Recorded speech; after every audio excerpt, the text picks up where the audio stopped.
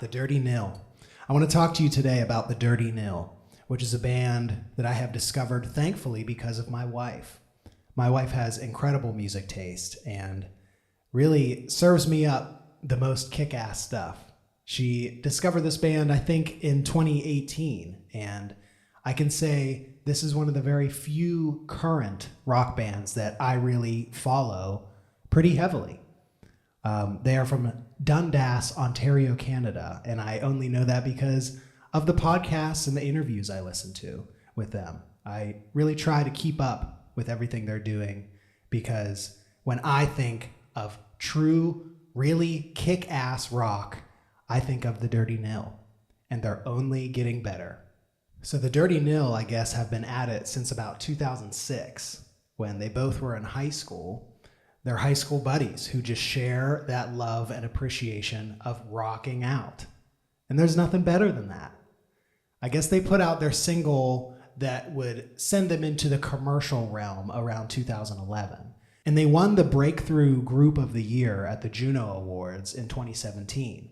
So I think that kind of pushed them to a bit of a wider audience after that. And like I said, my wife kind of discovered them in 2018. Introduced us both to this incredible album called Master Volume, which has bangers front to back, and I kid you not, it ends with Metallica's Hit the Lights. How could you not want to soak that up? And what's interesting to me, after doing my research and just kind of going back and listening and really appreciating everything that they have to offer, it seems like with each bass player they plug in to this Dirty Nil system, they kind of bring along their own influence, and it helps extrapolate it into something great. Early on, it seems like they were really focusing on turning the knobs up in the hardcore genre. In your face, aggressive, yelling, things like that. And after this Juno Award, they kind of fade into another bassist and put out this Master Volume album that turns up the knobs on just kick-ass rock riffs. It's hard, it's heavy, but it's really catchy and good. It's so good. Please listen to it. But they're really working hard at this sound and really drilling it down to where they were able to focus on the pop aspect a little bit and write even catchier tunes, which they decided to put out on their next album entitled Fuck Art, which is an incredible name for an album and an even more incredible album cover. But after this cycle, they shifted to another bassist, and it seemed like the focus was the best of everything. They are pulling from all of their incredible sounds they've crafted and kind of put out a sound that was the best of everything they've done thus far in 2023, called Free Rein to Passions. And there is some fantastic songs on that album as well. Really catchy stuff, some really heavy stuff, really fun breakdowns.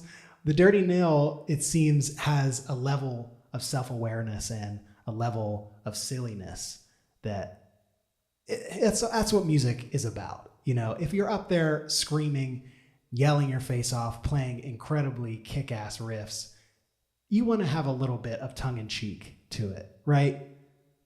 It's art, it's performance, it's kick-ass performance, and they do it so well. I was fortunate enough to see them with my wife in a bowling alley / music venue in Cleveland, Ohio, and they just blew our faces off. Not only do they put out incredible records, but they have the live performance to prove it in spades. They are almost too good live. And what's great about it is it seems like their setups are very simple. Minimal pedals, vintage amps, vintage guitars that kick ass. All the basics you need to turn it up and rock. And that is the best. Music at its core, at its essence. It's fantastic, fantastic stuff. And actually, the day that this video comes out, I will be seeing them again. It's actually my wife and I's anniversary, and I bought tickets for us to go see them again downtown. So can't wait. I hope it's a great show. I'm sure it will be. And I don't have too much more to say that can't already be found on the internet or in their own interviews. So I just encourage you to listen to this band. They are so high caliber and just bring such catchy riffs. You can hear the influences. They are vast, but there's still so much uniqueness in these riffs and this sound that these guys put together. They're still putting out music. They're putting out a new record soon, and it seems to be turning up the dial in a heavy direction, which I am all for. So I am very fortunate that when I think of really great kick-ass rock music, that we have discovered this band that nearly fits that description perfectly. So I hope you enjoy yourselves, and thank you for seeing me. 2, 3.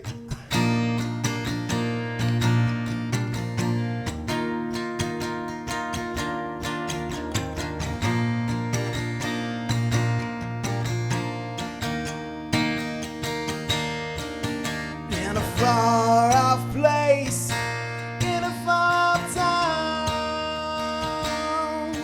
I had a vision of you and I, but the light